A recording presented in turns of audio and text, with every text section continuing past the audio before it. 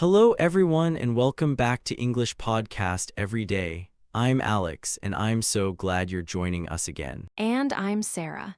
It's always a delight to be here with you, Alex, and with all of our amazing listeners. Make sure you hit that subscribe button if you haven't already. Definitely, subscribing helps us reach more learners just like you. And Sarah, I'm really excited about today's topic. It's something we all do every single day. That's right. Today, we're going to dive into how to talk about your daily life in English. It sounds simple, but it's such a fundamental skill for real conversations. Exactly, from your morning routine to what you do in the evening, being able to describe these things clearly and naturally is key. And we're going to give you practical phrases, vocabulary, and even some role plays to help you practice. So, get ready to chat about your day. Let's jump right in. All right, so today we're diving into something really exciting and super practical for your English journey, talking about your daily life. Yes, and it's so important because when you meet someone new, what's one of the first things you talk about? Your day. Exactly, it's the foundation of small talk and building connections. If you can confidently share what you did, what you're doing, or what you plan to do, you're already halfway to a great conversation. And it's not just about listing activities. It's about expressing how you feel about them, adding details, and making your story interesting.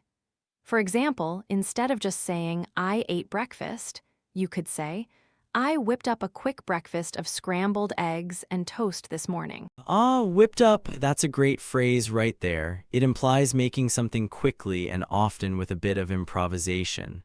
Like, I whipped up a presentation for work at the last minute. Exactly. Another useful phrase is to run errands. This means to go out and do several small tasks, usually for practical purposes like grocery shopping, going to the post office, or picking up dry cleaning.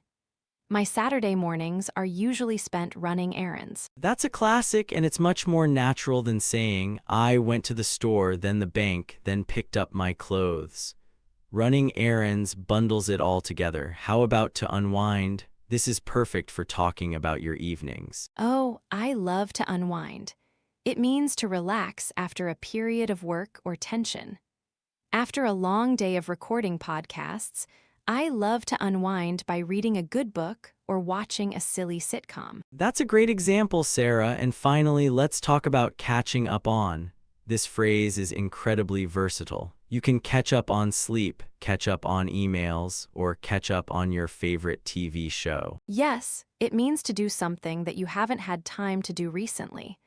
I always feel like I'm catching up on laundry. Me too, Sarah, me too. So these four phrases, whipped up, run errands, unwind, and catch up on, are fantastic additions to your vocabulary for talking about your daily life. Absolutely, and we'll hear some of these and many more in our upcoming role plays.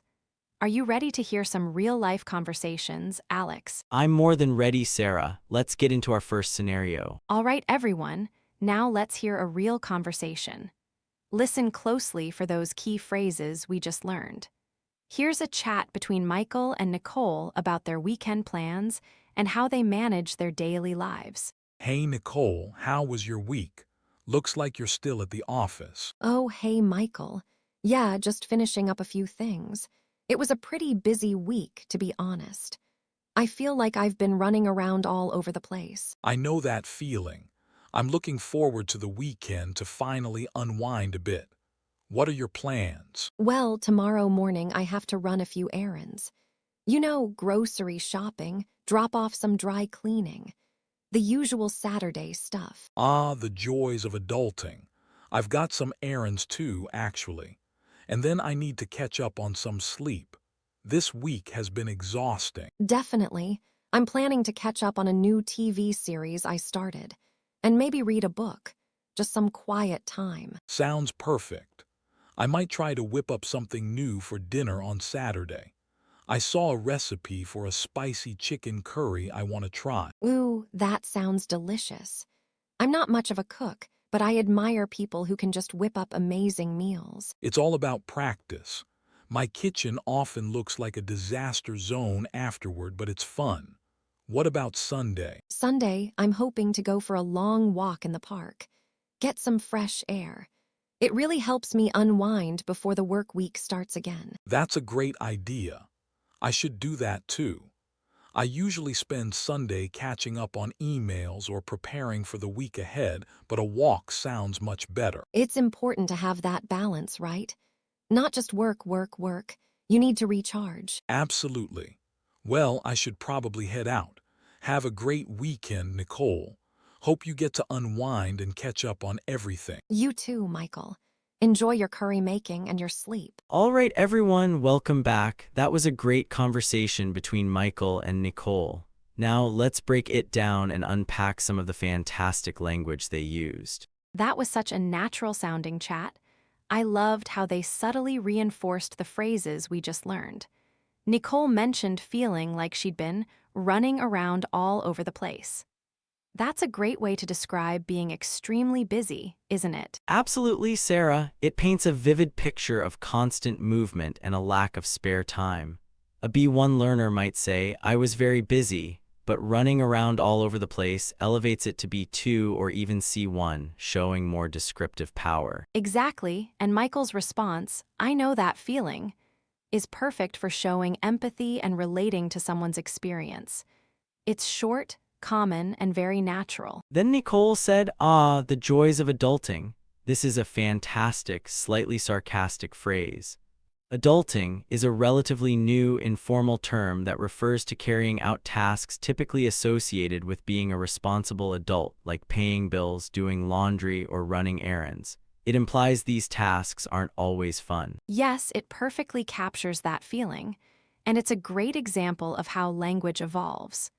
A B1 learner might say, adult life is hard, but the joys of adulting adds a layer of humor and relatability. Michael also used, I'm looking forward to the weekend to finally unwind a bit.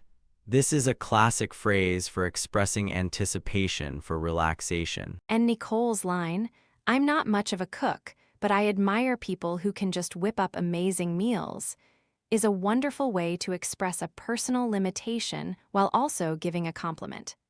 Not much of a is a very useful structure. Exactly, you could say, I'm not much of a morning person, or I'm not much of a dancer. It's polite and clear. And then Michael's closing line, hope you get to unwind and catch up on everything, is a perfect, natural way to wish someone well for their weekend. So many great takeaways from that short conversation. It really shows how these common phrases make English sound so much more natural and fluent. That was a fantastic first role play. Now, let's shift our focus a bit. We've talked about what we do and what we have done. But what about what we're going to do? Discussing future plans is another huge part of daily conversation. Absolutely, Sarah. It's not just about recounting the past, but also about sharing aspirations, appointments, or even just what's on your schedule for tomorrow. And there are some great phrases to help you do this naturally. Let's start with to pencil in. This means to make a tentative or provisional arrangement, usually for a meeting or appointment. It implies that it's not set in stone yet. That's a very useful one. For example, can we pencil in a meeting for next Tuesday afternoon? It's less formal than schedule and signals flexibility. A common mistake here is using it for something that's definitely confirmed. If it's confirmed, you'd say, let's confirm the meeting, not pencil it in. Exactly. Next, we have to have something on the horizon. This refers to future events or plans that are approaching or are likely to happen soon.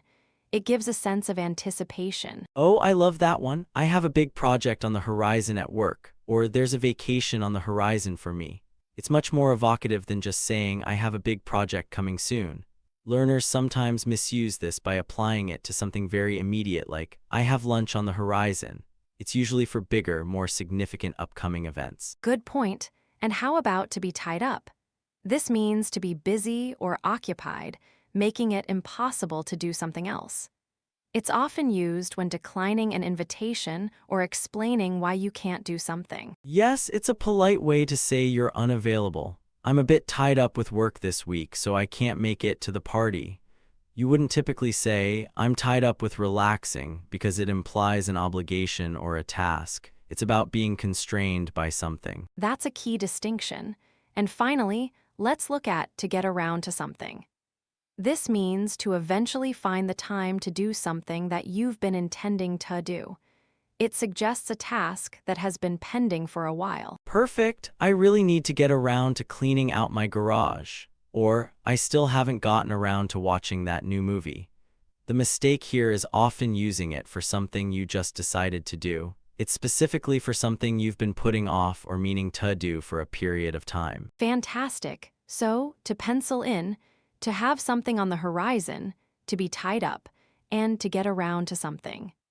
4 more excellent phrases to add to your English toolkit for discussing plans and future events. These are incredibly common in everyday conversations. Now, let's hear them in action in our next role play. All right, everyone, let's hear another real-world example. This time, we have Adam and Sky discussing their fitness journeys. Listen out for those new phrases we just covered. Hey Sky, long time no see. How have you been? Adam, great to see you too. I've been good, really good. Been trying to get back into a fitness routine, actually. It's been on my mind for a while. Oh, nice. What kind of routine? I've been meaning to get around to joining a gym, but I just haven't had the time. Well, I started with some online yoga classes, and I've been trying to walk more. I'm also looking into a spinning class. There's a new studio that just opened up near my place. Spinning classes are intense. I tried one once. I was completely wiped out. Are you going to pencil in a trial class? Definitely. I called them yesterday, and we penciled in a session for next Wednesday evening. I'm a bit nervous, but excited. That's great. You know, I've heard amazing things about spinning for cardio. Maybe I should finally get around to trying it. My doctor keeps telling me I need more exercise. You should. It's all about finding something you enjoy. I'm hoping this is it for me. I've got a marathon on the horizon next year, so I need to get serious. A marathon? Wow, that's a big commitment. Good for you. I barely manage a 5K. It is, but I've always wanted to do one. It feels like a big goal to work towards. What about you? Any big plans on the horizon? Well, I'm a bit tied up with a new project at work for the next few months, so not much travel. But I'm hoping to get around to painting my living room this summer. Painting the living room? That sounds like a fun project. What color are you thinking? Still deciding, maybe a light blue. I've been putting it off for ages. It's one of those things I keep meaning to get around to. I totally get that. My spare room is still a disaster zone. I keep telling myself I'll get around to organizing it, but I always seem to be tied up with something else. Story of my life? Well, good luck with the spinning class and the marathon training. And maybe I'll pencil in a gym tour next week. You should, and let me know if you do. Maybe we can grab a coffee afterward. I'm free most mornings before work. Sounds good. I'll text you. Enjoy your training. You too, Adam. See you around. Great conversation. Now let's break it down and compare B1 and B2 level language. Absolutely, Sarah. This conversation between Adam and Sky is a fantastic example of how to use those phrases naturally. And I noticed a really good opportunity to highlight the difference between B1 and B2 language right at the beginning. Oh, tell me more. What did you spot? Well, Sky says, been trying to get back into a fitness routine, actually. It's been on my mind for a while. A B1 learner might say, I want to exercise more. Sky's phrasing, it's been on my mind for a while, is a perfect example of B2 language. It uses a common idiom to express a long-held intention, making it sound much more natural. That's such a great point. It adds a layer of nuance and shows that it's not a sudden decision. And then Adam's response, I've been meaning to get around to joining a gym, uses another one of our target phrases, which is also advanced. Exactly, a B1 speaker might just say, I want to join a gym, but I don't have time. Adam's use of meaning to, get around to, clearly communicates a past intention that hasn't been fulfilled yet, which is a more complex idea. I also noticed Sky's enthusiasm when she said, definitely. I called them yesterday and we penciled in a session for next Wednesday evening. I'm a bit nervous, but excited. The phrase, a bit nervous, but excited, is a great way to express mixed feelings, which B1 learners often struggle with. That's excellent, Sarah. B1 learners might separate those ideas, saying, I am nervous, I am excited. but combining them with but shows a more sophisticated understanding of conjunctions and emotional nuance. It also uses a bit as a softener, which is very natural. And Sky's big news, "I've got a marathon on the horizon next year," is a fantastic use of that phrase. It really builds anticipation and makes it sound like a significant upcoming event. Yes, and Adam's reply, a marathon, wow, that's a big commitment. Good for you, is great for B1 learners to practice. Short, enthusiastic responses like wow and good for you are perfect for showing engagement and support without needing complex sentences. Definitely, it's all about sounding natural. And when Adam says, "My spare room is still a disaster zone," I keep telling myself I'll get around to organizing it, but I always seem to be tied up with something else. He's combining several advanced ideas. Disaster zone is a vivid description. Keep telling myself shows repeated intention, and then linking get around to and tied up explains the delay so clearly. Exactly, a B1 learner might say, my room is messy, I want to organize it, but I am busy. Adam's phrasing is much richer and more descriptive. Paying attention to these kinds of details is what really elevates your English from good to great. All right, everyone, let's do a quick recap of everything we covered in today's episode. What a fantastic journey into talking about daily life. We started with some super useful phrases like to whip up for making something quickly, to run errands for those multitasking trips, to unwind for relaxing, and to catch up on for things you've been meaning to do. That's right, and we heard those in action in our first conversation about weekend plans between Michael and Nicole. We also broke down phrases like running around all over the place and the informal term adulting to describe those grown-up responsibilities. Then we moved on to talking about future plans with even more great phrases. We learned to pencil in for tentative appointments, to have something on the horizon for upcoming events, to be tied up when you're busy, and to get around to something for tasks you've been putting off. And our second role play, the fitness journey conversation between Adam and Sky, showcased all of those phrases beautifully. We compared B1 and B2 language, highlighting how more descriptive and idiomatic expressions elevate your English from good to truly natural. So, whether you're talking about your morning coffee or your ambitious marathon plans, you now have a fantastic toolkit of phrases to make your English sound more authentic, engaging, and just like a native speaker. Well, that brings us to the end of today's episode. It's been a fantastic journey through daily life conversations. Thank you so much for tuning in, everyone. We really hope you found these tips and phrases helpful for sounding more natural when you talk about your day. Don't forget to practice these new expressions in your own conversations.